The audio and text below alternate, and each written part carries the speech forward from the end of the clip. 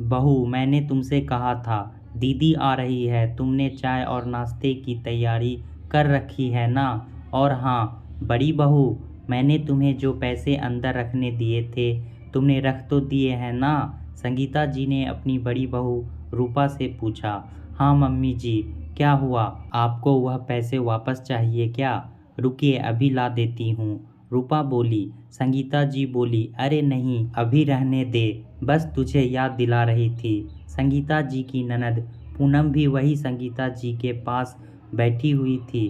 पूनम जी बोली, संगीता भाभी, छोटी बहू प्रिया कहाँ है?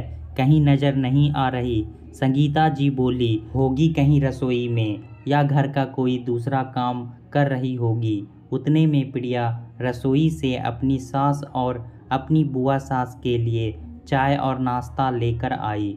पूनम ने देखा कि प्रिया के हाथों में नकली कंगन और कानों में भी नकली झुमके। प्रिया के चले जाने के बाद पूनम संगीता जी से बोली, भाभी, प्रिया ने नकली गहने क्यों पहने हुए हैं, जबकि बड़ी बहू रूपा के हाथों में तो असली सोने के कंगन और कान में असली सोने के झुमके थे। संगीता जी बोली, पूनम दीदी, अब आपसे क्या छुपाना, आप तो जानती ही हैं रूपा के मायके वाले कितने पैसे वाले हैं। समय समय पर वे लोग रूपा को सोने का कुछ न कुछ गहना बनाकर भी देते हैं, और दूसरी तरफ प्रिया के मायके में तो है ही क्या।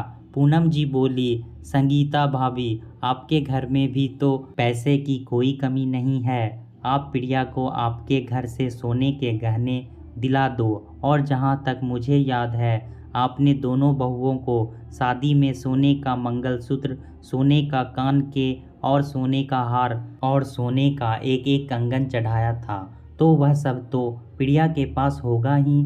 फिर प्रिया घर में नकली गहने पहनकर क्यों घूम रही है? संगीता जी थोड़ा सा हिचकिचाते हुए बोली, पूनम दीदी, वह सब गहने मैंने प्रिया से वापस ले लिए हैं और अलमारी में रख दिए हैं।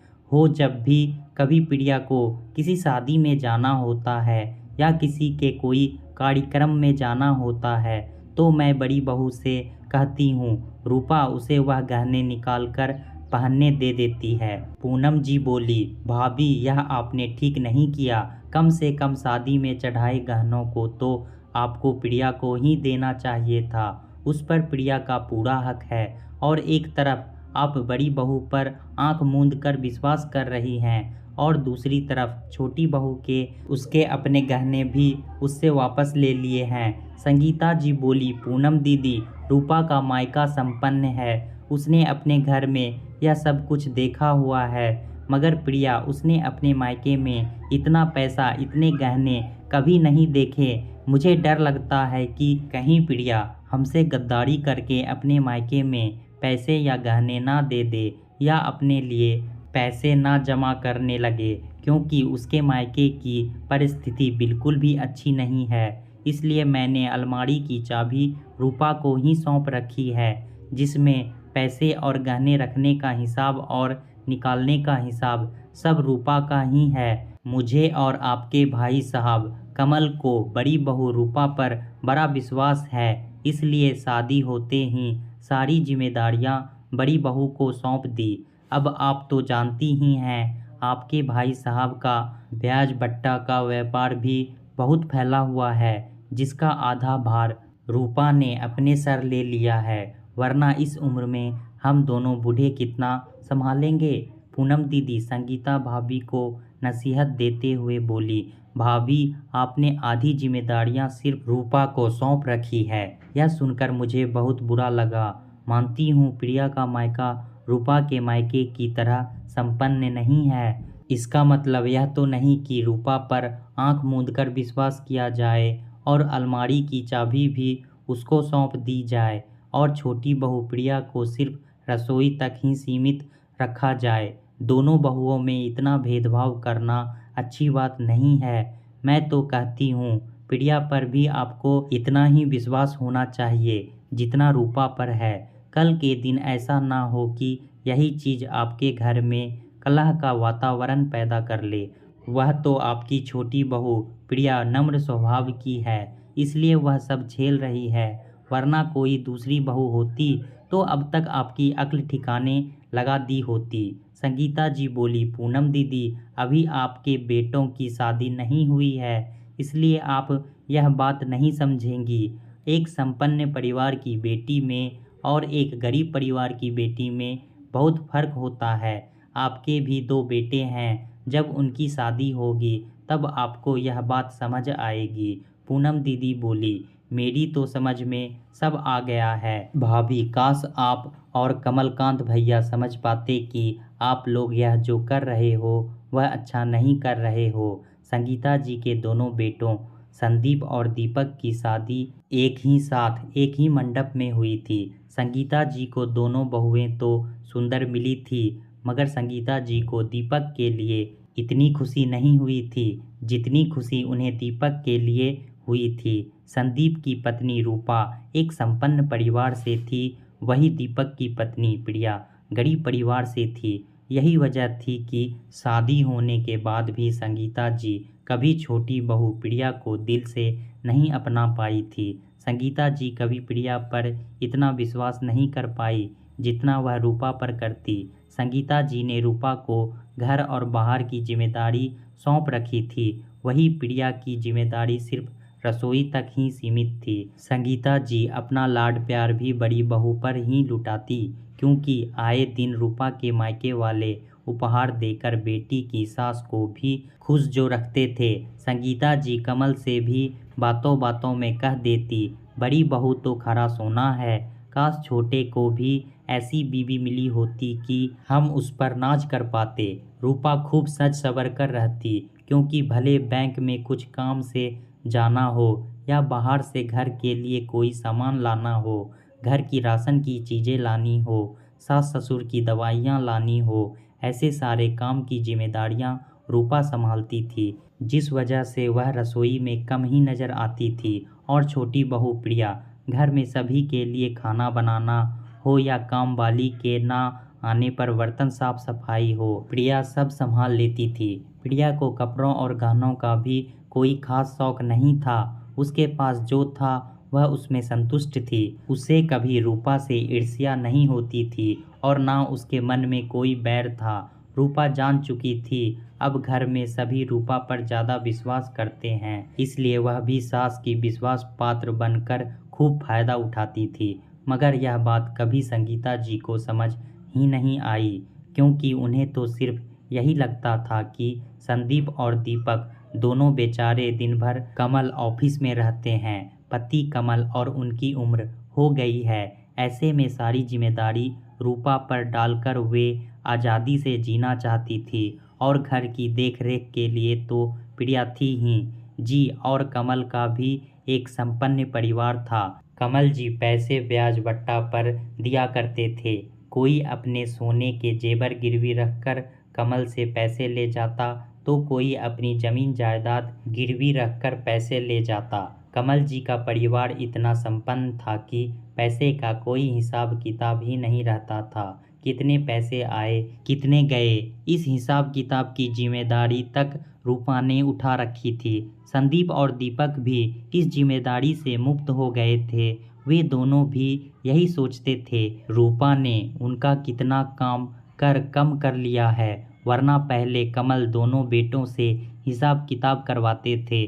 दोनों को समय का अभाव रहता, इसलिए रूपा अब सारा हिसाब किताब देखने लगी थी। कमल जी भी बहू के हिसाब किताब संभालने से बहुत आज़ाद हो गए थे। एक बार कमल टहलने निकले थे कि उनका दोस्त बनवारी उन्हें रास्ते में मिल गया और बोला, कैसे हो कमलकांत, आजकल कहाँ हो, दिखाई नहीं देते। कमल बोले, बस अब यही बूढ़ी हड्डियाँ साथ नहीं देती बनवारी, इसलिए सैर पर भी नहीं निकल पाता हूँ। आज बहुत दिनों बाद मन किया बाहर की हवा ले आऊं तो निकल पड़ा। बनवारी जी बोले, कमलकांत, तुम्हारे घर में कोई दिक्कत चल रही है क्या? अगर ऐसा कुछ भी हो तो तुम बेहिचक मुझे बता सकते हो, आखिर तुम मेरे पुराने मित्र हो। थोड़ी बहुत पैसे में तो मैं भी मदद कर सकता हूँ तुम्हारी, तुम अपनी दिल मेरे सामने खोल सकते हो। यह सुनते ही कमल बोले, दिक्कत और मेरे घर में, कुछ समझा नहीं। बनवारी तुम क्या कहना चाहते हो? बनवारी जी बोले, अभी कुछ दिन पहले मैंने तुम्हारी बड़ी बहू रूपा को पन्ना सेठ की ज्वेलरी की दुकान में देखा था। मैं और मेरी पत्नी वहाँ पत्नी के लिए सोने के कंगन लेने गए थे। रूपा के हाथ में कुछ बहुत पुराने सोने के गहने थे जो बेचकर वह पैसे मांग रही थी। उसकी नज़र हम पर नहीं पड़ी, वरना मैं उससे ही पूछने वाला था, क्या हुआ, घर में कोई दिक्कत है क्या? वरना इतना पुराना खरा सोना भला कौन बेचता है? दुकानदार रूपा से बोला भी कि आप इतना खरा सोना क्यों बेचना चाहती हैं? इस पर रूपा बोली, आपसे मतलब, आप बस इसका अच्छा खासा दाम दे दीजिए। कमल यह बात सुनकर आश्चर्यचकित हो गए। वे बोले, बनवारी, घर में तो कोई दिक्कत नहीं है और यह बात तो मुझे भी तुमसे ही पता चली है। रूपा से घर जाकर जरूर पूछूंगा कि आखिर कौन सा सोना बेचने गई थी वह। को रास्ते भर रूपा का चेहरा याद आता रहा। बड़े प्यार से मुझे और संगीता को सांत्वना देती है रूपा। अलमारी में से कुछ निकालने कहो तो झट से ला देती है। बहुत महीने छोड़ो, सालों से मैंने तिजोरी नहीं खोली। जब भी कुछ हिसाब किताब करना होता है रूपा कर लेती है। यहाँ तक कि कभी तिजोरी में से कुछ निकालने या रखने का काम भी नहीं करने देती। मगर यह बनवारी क्या कह रहा था? रूपा कौन से गहने बेचने गई होगी? सोचते सोचते कमल का घर आ गया। कमल ने घर आकर सबसे पहले रूपा से अलमारी की चाबी मांगी। रूपा बोली, कुछ चाहिए क्या पापा जी, मैं निकाल दूं? कमल बोले, नहीं, मुझे ही थोड़ा काम। रूपा ने सोचा, वैसे भी पापा जी को कहाँ इतने पुराने जेवर याद आएंगे, और उसने चाबी कमल अलमारी खोलकर आधे घंटे तक छानबीन करने लगे। तब उन्हें अचानक याद आया कि यहाँ से उनके ग्राहक अशोक ने जो सोने के जेवर दिए थे वह गायब है। अशोक लगभग 4 साल पहले कुछ कीमती जेवर कमल के पास रखकर ब्याज पर पैसे ले गया था। एक अरसे तक वह वापस ना आया, ना पैसे देने और ना जेवर लेने। कमल बोले, रूपा यहाँ आओ, अलमारी में मेरे ग्राहक अशोक ने जो सोने के जेवर मेरे पास गिरवी रखे थे वह नहीं दिखाई दे रहे हैं। रूपा सकपका कर बोली, कौन से जेवर पापा जी, मुझे तो ऐसा कुछ भी याद नहीं है। कमल बोले, रूपा झूठ मत बोलो, मुझे बनवारी आज रास्ते में मिला था। उसने तुम्हें पन्ना सेठ की दुकान पर उन गहनों के साथ देखा था। रूपा डर गई और बोली, पापा जी, वह गहने कब से ऐसे ही पड़े थे तो मैंने उन्हें बेच दिया। कमल बोले, तुम ग्राहक के गहने ऐसे कैसे बेच सकती हो? अशोक कभी भी वह गहने वापस लेने आ सकता है। रूपा बोली, पापा जी, अशोक मुझे एक बार रास्ते में मिला था। वह बोला वह शायद यह गहनों के बदले लिए गए पैसे कभी नहीं चुका पाएगा, इसलिए मैंने वह गहने बेच दिए। संगीता जी का विश्वास आज टूट गया था। वे बोली, बहू, अभी थोड़े दिन पहले ही तुम नया सोने का कड़ा लाई हो जो तुमने कहा कि तुम्हारे मायके वालों ने दिया है, मतलब वह भी तुमने झूठ बोला था ना? रूपा की नज़रें शर्म के कारण झुक गई थी। वो धीरे से बोली, मम्मी जी, जो गहने मैंने बेच दिए यह कड़ा उन्हीं पैसों से है। संगीता जी बोली, वाह बहू, क्या सिला दिया है तुमने हमारे विश्वास का। तुम हर बार मायके के नाम पर कुछ ना कुछ लाती रही और हम मूर्ख बनकर तुम पर विश्वास करते रहे।